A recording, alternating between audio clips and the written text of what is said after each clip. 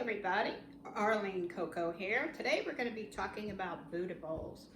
Buddha bowls is one of my favorite dishes, especially spring and the summer.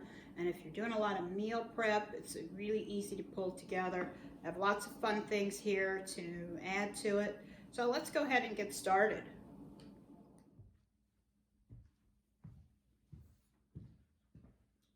Okay.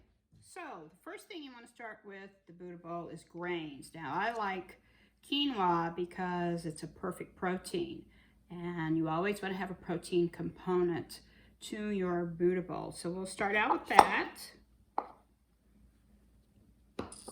and then we're just going to add vegetables. Now I like to add spinach to my Buddha bowl because also you want to have some sort of fresh green as a component. So I just kind of like to put it around my bowl because it's going to be a bed for the rest of my vegetables. Now you can heat up the quinoa or not, depending on how you like it. So the next thing I'm going to do is I have some sauteed mushrooms here that have been chilling. Love mushrooms. They're part of a great lineup of nutrient-dense foods that we all will want to eat every day for optimum health.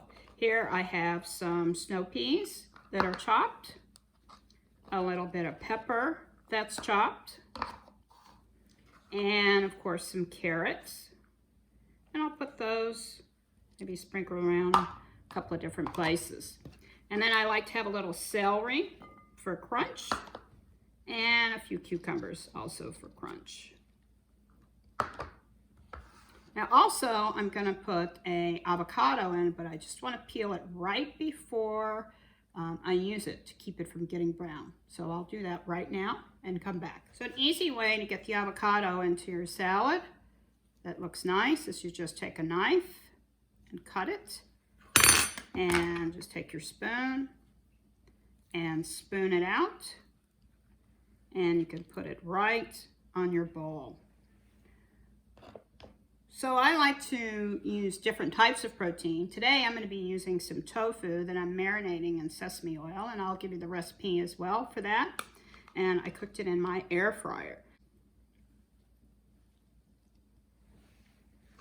And of course a Buddha bowl will not be complete without something crunchy on top, so I like to use little French fried onion rings. And I'm kind of going to put those around. And I also like to dress my Buddha bowl. Today I'm going to use a tahini sesame dressing, and I'm just going to drizzle a bit around. And there you have it. That's all there is to it. So we're finished with our Buddha bowl. Here it is. And you can see there's a lot going on. It's pretty busy, but it's a lot of taste and flavor sensations there.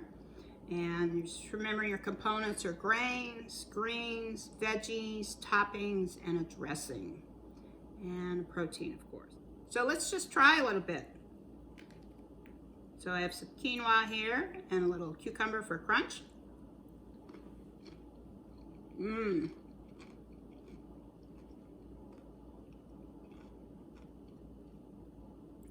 It's lovely. The dressing really pulls it together. And I like the cold and the warm and the crunch and everything going on at the same time. So I hope you make a Buddha bowl yourself with things that you have in your fridge and your pantry. And remember, if you want to sign up for our monthly newsletter with recipes and information, just go to my website, arlenecoco.com. Thanks.